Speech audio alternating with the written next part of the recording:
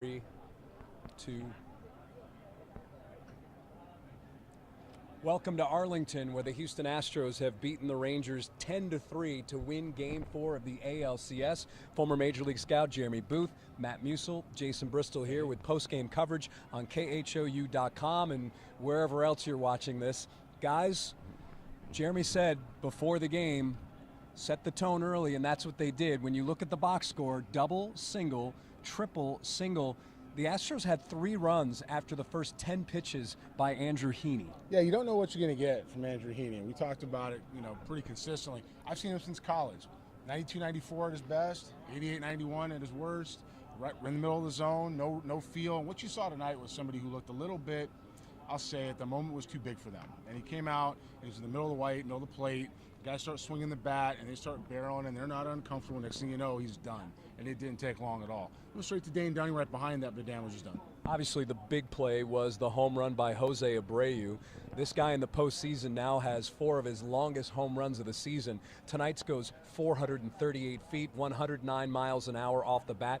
We are on KHO 11 News at 10, and you talked about how there is a comfort level at the dish right now for Jose Abreu. What else are you seeing from him?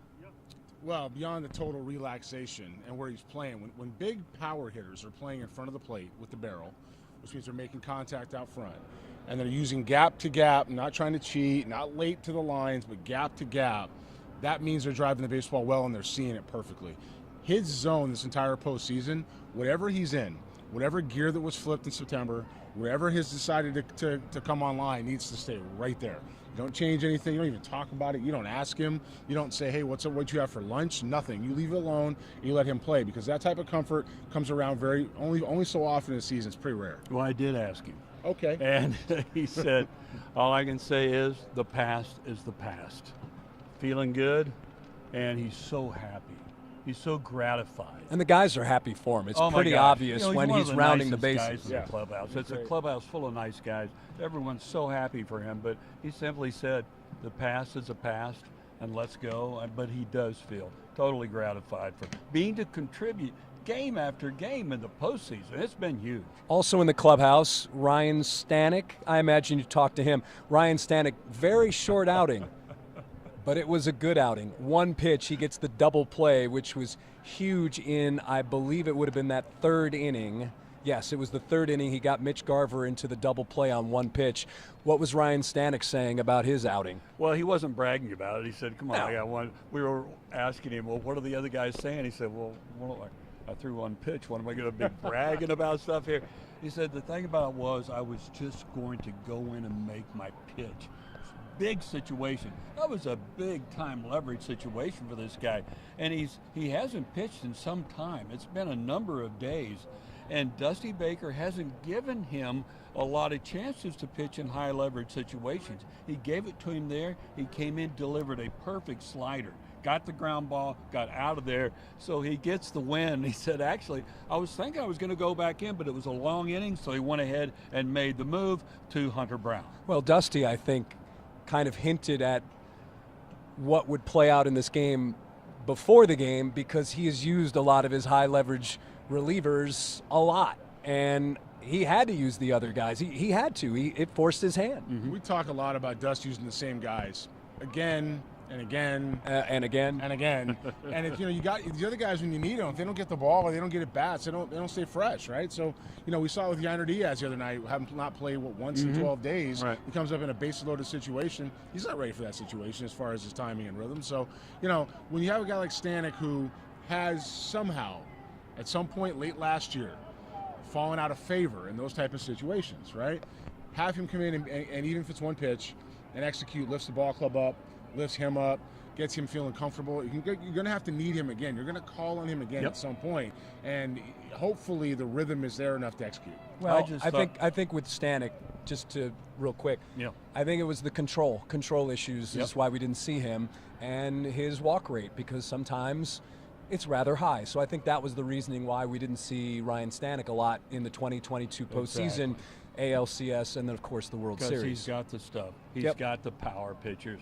But I wanted to say something about this ball club. So that happens. Stanek gets him out of the 3rd, and it looked like that was going to become totally unraveled. And then give credit to the top of the lineup. You know, Tuve walks. Mauricio Dubon, how about rewarding his manager for putting him up high in the lineup? He gets a single, and then down the line it comes and it gets to Jose Abreu. I thought when they responded like that offensively, I thought, okay, these guys are going to go ahead and win this game, because what a response. But I also think it was part of the Rangers pitching as well. And Jeremy is, I don't want to say rolling his eyes, but listen, smiling. Coming into this series, we knew that the Achilles heel of this Rangers team was the bullpen. Well, I said after the first inning it was over. Yes, you did. Yeah, I was sitting right next to you. I said it's over. Game's over right now. And, you know, last night, I think I said the score was going to be 7-1 or 7-2, 7-2 maybe, but ended up in 8-4. You get into situations like that where you can feel the momentum in the approach, and ball game's over. You know, it's almost like coming out of in a fight in the first round. And, like, you know, I'll use a Mike Tyson guy I grew up watching. We all watched Mike Tyson. Those things were over quick, man. Yeah. There's 90 seconds, people are on the canvas. And when you're looking at it this way, when you come out in a game the Rangers got to have at home. They got to have that at home, and they didn't get it. And I know people will say, no, it's game 4. No, you have to have that game for Texas. You have to, because it gets you in the driver's seat with 3 different shots, 2 of which are back in Houston. So now you can't close it out here. And when they go ahead and put that pressure on and they hit them again and again and again, it's relentless. Same aggression, by the way, that we saw the Rangers play with in Houston. They're playing with here.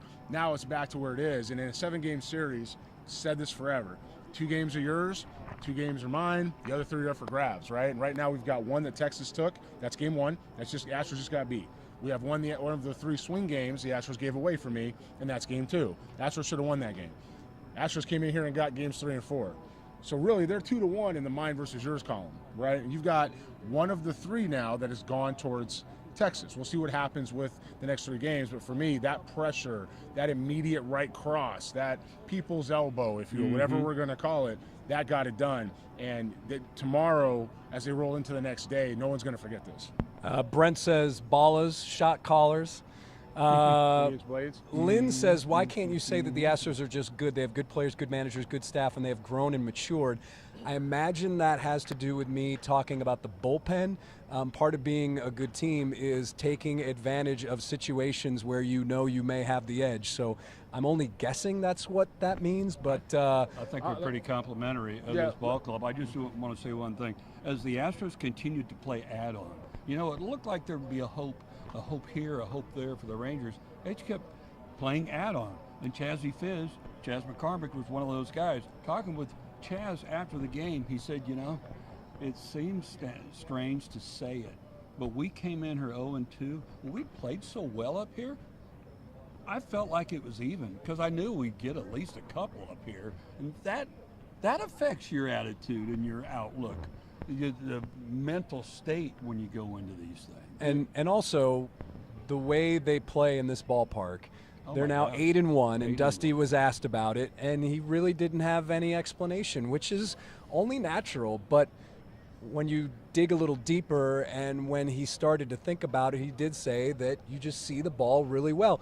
And we've talked about this. You look out there, that batter's eye is huge. And I'm not saying that there's an issue at Minute Maid, because after all, they did win Game 6 of the World Series at Minute Maid. There a year. And they play 81 games there a year. But they did add some green paint out there. Let me say this as far as where'd that go? It was why can't you say the Astros just good? Okay, they've been in the ALCS 7 years in a row. They've got a couple World Series rings. They lost the World Series in 21. 1 in 22, and they have a chance to be lost in 19, but they have and they won in 17. But as far as the last 3 years, this club's kind of been together, you know, at least for 2 and some pieces for the last 3. You have a situation where this is a World Series team. It doesn't mean everybody's got their best every night, and there are reasons for it. So when you're analyzing what goes on and you're talking about the game, it could be the ballpark, it could be the environment, it could be the role, it could be the timing, it could be the mental approach. We saw that with Kyle Tucker last night. Had a ball who was letting his bats carry in the field, a play that he makes 9 out of 10 times takes an extra carry over his head. Doesn't mean he's not a good player, just means his head wasn't in it, right? So when you're breaking this stuff down and trying to talk about what happens, how they're feeling, what the approach is, what the baseball process is, because everybody wants them to win. Believe me, we want them to win. You want them to win? I do. Okay. I want this club to go ahead and cement their window, because how it was built was 3 different front offices. These guys have competed and fought through a lot of drama, self-inflicted and not so much self-inflicted, right? They've got a city who I think, frankly, deserves it. Now, it doesn't mean that I'm being a fan. I just watched this team mature. Most of these guys, since they were 14 or 15 years old when I was a scout. So for me, I'm pulling for them to kind of put all these ghosts behind them, if you will, and come out on the other side after winning a 3rd World Series. Now, Game 5, it's a repeat of Game 1. Jordan Montgomery, who just dealed and owned this Astros team in Game 1 against Justin Verlander. Thought I saw his brother around. I think he passed. He walked by us. I have a feeling that Jordan Montgomery will be a completely different pitcher in this ballpark than he was in Minute Maid. Tell me why I'm right, Jeremy. Or tell me why I'm wrong. I think Jordan Montgomery here is going to look around and see the fans behind him a little bit, or around him, and understand the environment, and the moment's big. Game 1, it's 0-0. Right now, it's 2-2. But also, the ball carries here differently for me. The stadium here, if you've never been here, goes up. I'm kind of looking up right now as I talk about it. Minute Maid goes up too, but it's rounder. It's just broader, right? This goes like straight up like a football stadium. So for me, once the ball gets in the air, there's nothing knocking it down. It's going to carry a little bit. Ball definitely plays well to all fields. Montgomery's a fly ball pitcher for me. Whatever the numbers say, he's 4-seam rotation guy. And if he misses with this fastball at all, it's going to get hurt. So he's going to go out and be fastball dominant. They're going to have seen him a second time quickly, and he's going to go ahead and get whacked if he misses, and that's where this club's at. And Justin Verlander, we've seen him very good in the postseason. We've seen him not so good in the postseason. But he's always competitive. Yes. Even when he doesn't have his best You're stuff, right. He's going to try to hang in there. And save the bullpen. Yeah, exactly. And how about the roof, guys? We haven't taled about it. It's closed now. It wasn't a factor, although there was a lot of roof drama before the game. If I was the Rangers, I'd probably want that thing closed. Yeah, exactly. That's just me. Yeah. After what happened tonight, it was a very pleasant evening in Arlington, and especially pleasant for the Astros fans who were here. That's right. The Rangers fans, I was watching them during the game, and they just had this. They were excited, and then it's like, oh man, this is going to happen. Oh, this is not good. And they were pretty silent towards the tail end of that game because they saw their team just get a beat down. You know, I heard a little bit of cheaters out there, in center field. Kind of start. At this point, you got to laugh. I mean, that's the best you got. That's the best we got now. I mean, look, we were all here ahead of all that, right? We in this station, we were pretty aggressive, I'd say, as far as calling out the culture that was around, and not taking away from the players and their talent. I mean, I think we see what happens when it goes across. But we're in 2023. That's why we'll talk about leaving some of these ghosts behind, man. They're closing on another ring. They're certainly in an ALCS in a very difficult time to do it. Nobody else has done this 3 years in a row in recent memory, as far as getting to this point, right? They get back to a World Series for the 3rd year in a row. That in itself, and I'm not saying second is okay, but I'm saying that in itself is a heck of an achievement. You have a shorter window to recover. You have different guys going in and out. You have the age factor. You have a manager in Dusty Baker, who we said in Minnesota, has done his best job managing for me this year than the last 2. In 2020, this wasn't his team. It was still very much A.J. Hinch's team, and he had a pandemic. Right. 2021, he became his team, and he made some mistakes in the bullpen from what we saw in Atlanta that swung the series a little bit. And then 2022, he did a great job. Now, again, there's some questionable stuff, but this year he's got some, let's call it hangover fatigue. Not so much from winning, just from playing a lot of baseball. Plus injuries. Yeah, and he's going out, and they're right back in this thing 2-2 in the ALCS. It's been a pretty good run. They lose 2 starter pitchers, and then, of course, Jose's out for, 60 days. Jordan's out for 40 days. It was amazing they made the playoffs, really. But now that they're here, and I've been saying this, I think we've all been saying, boy, if those guys make the playoffs, look out, they're going to be a tough out. Some clubs are built for 162, and some clubs are built for whatever this is, 25. Talking about the Dodgers? Yeah, I'm talking about them. Your hometown team. Well, I grew Dodgers, up there. I'm an adopted You're a Houstonian now. But when it comes to to clubs like that, Tampa Bay, as much as I love Bobby Heck and the crew over there and have so much respect for those guys, you know, you can't be built just for 162. It's a different game in the postseason, and the Rangers know that. They've learned that. You know, I've talked to their coaches a little bit, some of their scouts who I happen to know from the time in you know, working for an organization, and I can tell you that they're aware of it too. This Astros club is built for this right now. People ask why they go too high and they don't go too low, because they've been here before. They know exactly what they're doing, where they are, and what's ahead of them. So it is an interesting situation to watch this club compete. It's going to be fun to watch Verlander tomorrow. My pick right now, I'll tell you, is the Astros go home 3-2 with 2 shots to close it out, and it's all hands on deck, and we'll see what happens after that. Yeah, I think so too. And the guys in the clubhouse were saying, Jason, this is going to be so much fun tomorrow. you know, the fans are going to be excited. They're excited to see. Hey, they're going up against the best the Rangers are going to throw at them. Let's just see how this shakes out. 92 degrees tomorrow. That's what the forecast is calling for. Roof's going to be closed. Roof will be closed. Yeah. So we'll see what happens. All right. I think we'll leave it right there. So again, the Astros win 10-3. That is the final in Game 4, setting up a huge Game 5 with the series tied 2 games apiece. For Matt, Jeremy, I'm Jason. That's going to wrap it up here. Once again, your final score, Astros 10, Rangers 3. We'll talk to you next time here on KHOU 11.